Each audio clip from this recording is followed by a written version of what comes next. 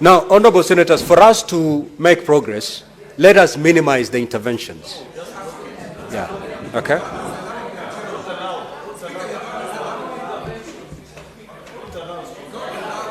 Honorable senators, let us allow DCI to proceed to respond to the questions sought.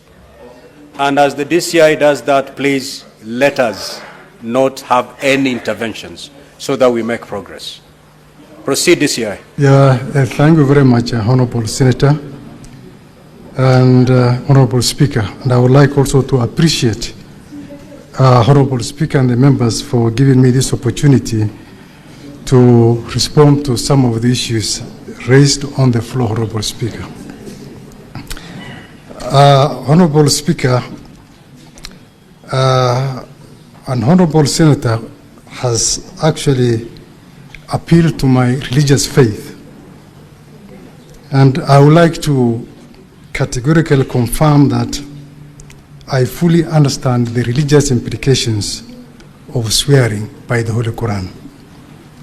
I cannot please a human being so as to displease my Creator. So mine is to reaffirm that whatever I've said before the Senate and whatever I'm going to say shall be the truth and the whole truth, Honorable Speaker.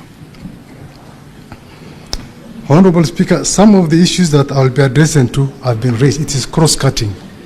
So I may not be able to attribute the questions to a particular senator.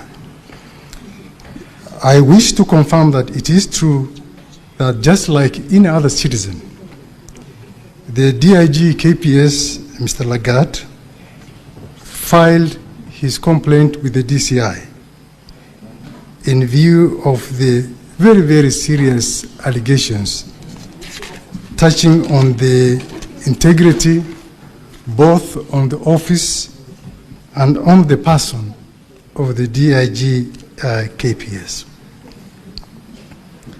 And with those very, very serious allegations, his only recourse, Honorable Speaker, was to report the matter to the DCI, which is the investigative agency of the National Police Service, so as to investigate those allegations to its logical conclusion. There was nothing extraordinary with that report. Honorable Speaker, we have in the past received and investigated similar complaints from senior government officials, senators, members of parliament, and the investigative process has always remained the same. We receive the report, we investigate with a view to identify the culprits, and we take appropriate action. So the complaint by the DIG KPS, Mr. Lagat, was subjected to the same due process, Honorable Speaker, and there wasn't any preferential treatment as such. So I wish to confirm to this august House that throughout the subsistence of our investigations, the DIG KPS never interfered with the investigations whatsoever. Relating to the complaint letter and the statement, just like the IG has said, we are ready and willing to avail the same before this august House. The question on why the deceased, may his soul rest in peace, was transferred from Homa Bay to Nairobi. Honorable Speaker, the CPC Section 71, Cap 75, is very, very clear on the places of trial and jurisdictions. Ordinary places of trial for an offense is determined where the crime was committed. Our courts also do have jurisdictions, save for those courts that do have or enjoy inherent jurisdictions.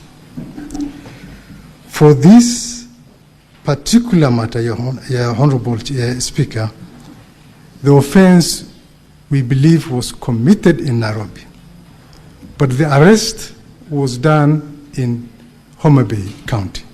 And that's why the deceased had to be driven all the way from Homa Bay to Nairobi.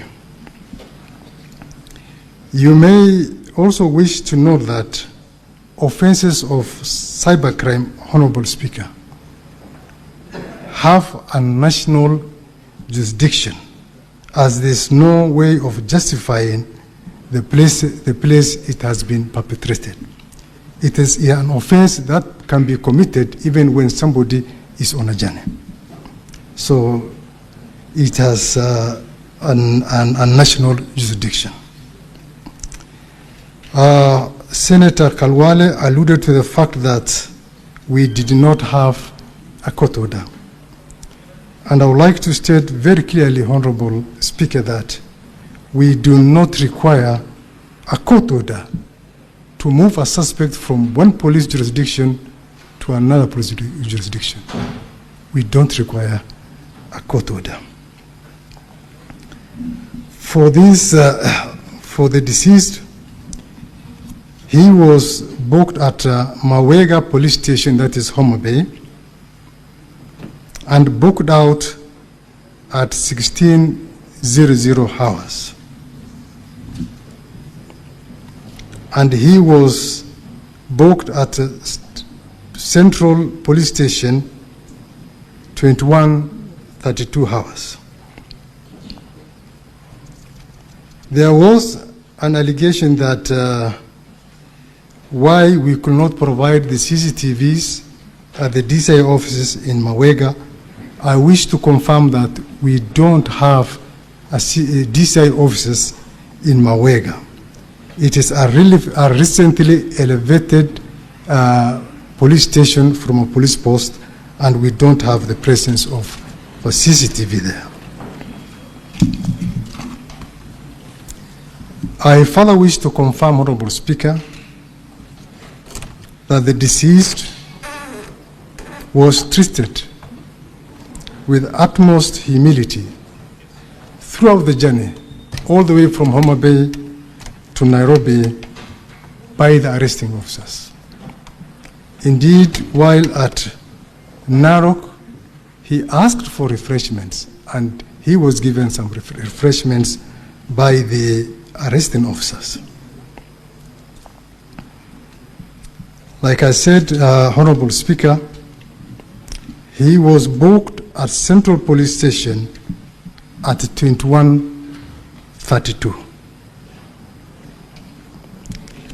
At 21:24, the deceased was given an opportunity while at Central Police Station to talk to his wife. One Nefnin Apondi, on cell phone number 075808161, registered under one George Onyango, who apparently was the father.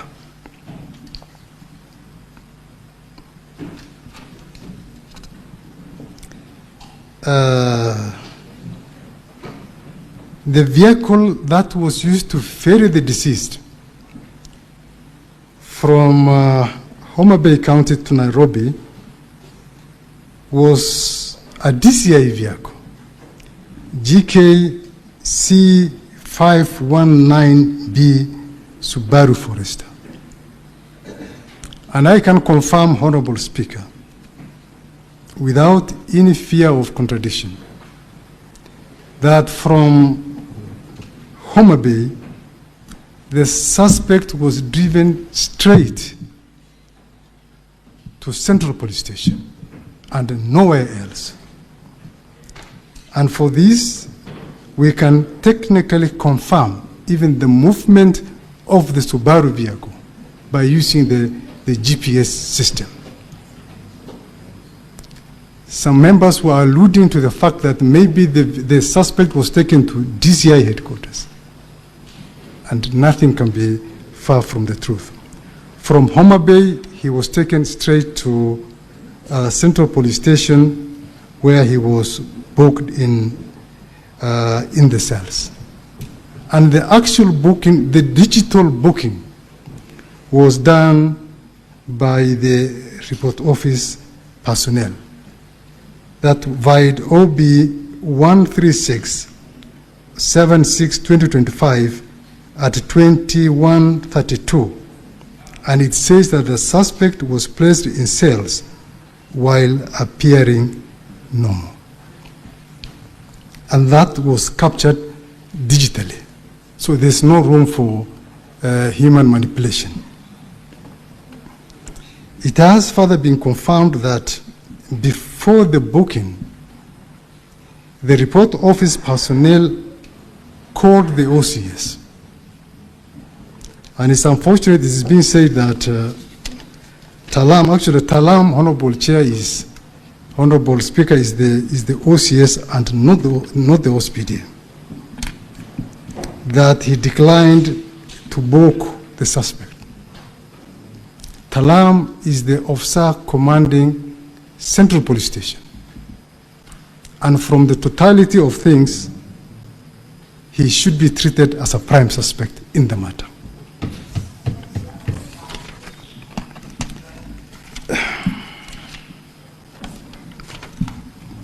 So,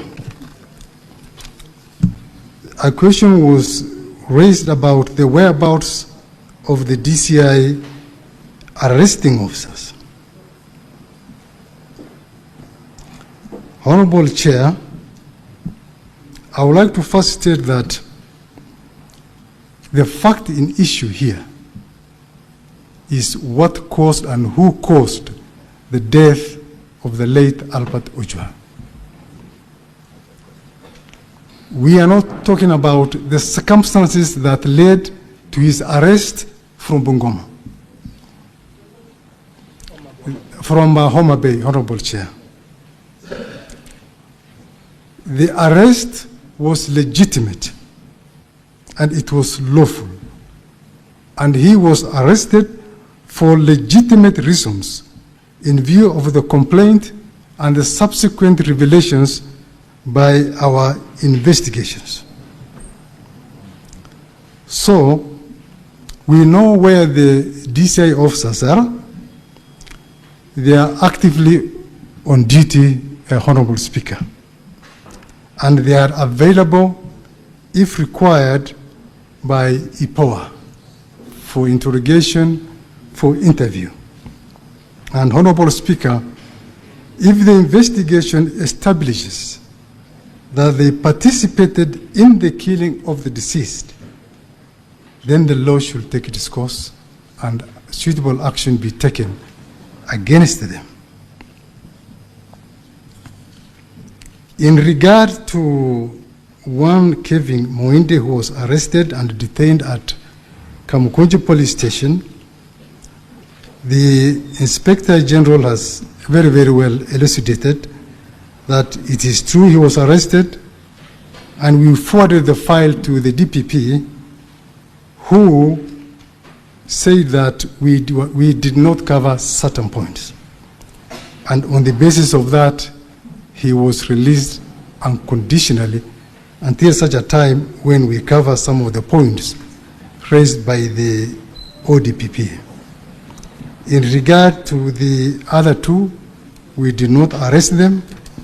We don't know where they are, and we cannot confirm whether they are dead or alive, because these are characters we have never interacted with them at all.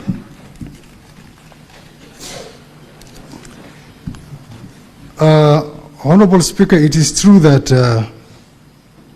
the ECC confirmed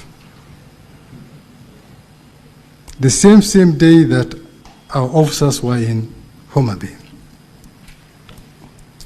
When we are conducting investigations, Honorable Speaker, we task this division of labor.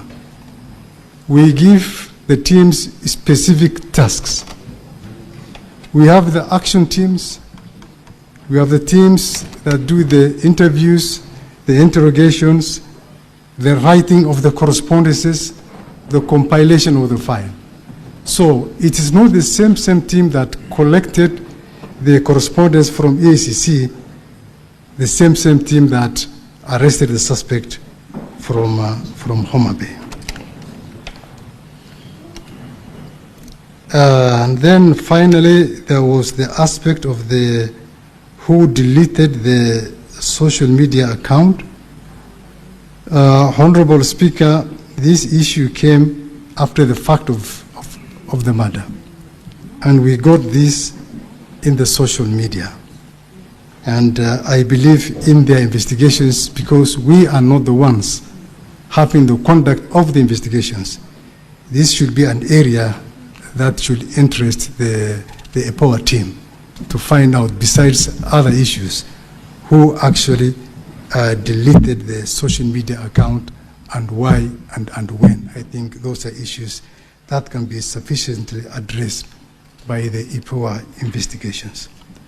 Otherwise, Honorable Speaker, I want to rest my submission there unless there's any other question. Thank you very much.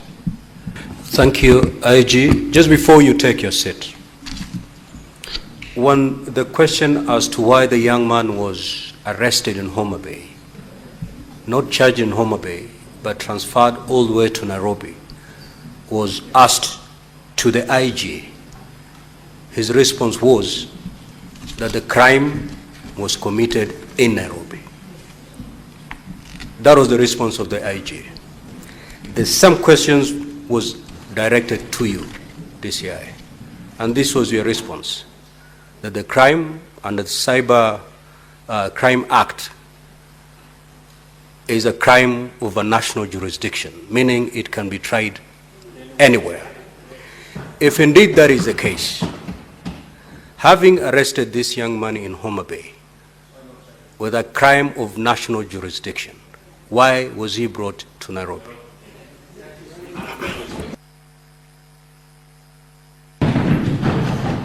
Thank you very much, Honorable Speaker. When we are making the decision to determine where to take a suspect, there are several variables that we consider. One is the logistics and the investigation convenience. If we say that we take him to a court in Homa Bay, and majority of the witnesses are in Nairobi, the forensic lab evidence is in Nairobi, the complainant is in Nairobi. So because of that, and because of the logistic reasons, that's why sometimes we find it more convenient to have the suspect charged here in Nairobi instead of wasting a lot of resources going to Homa Bay. And that is provided for in our service standing orders, Honorable Speaker. Let's hear IPOA. You may take your seat, DCI.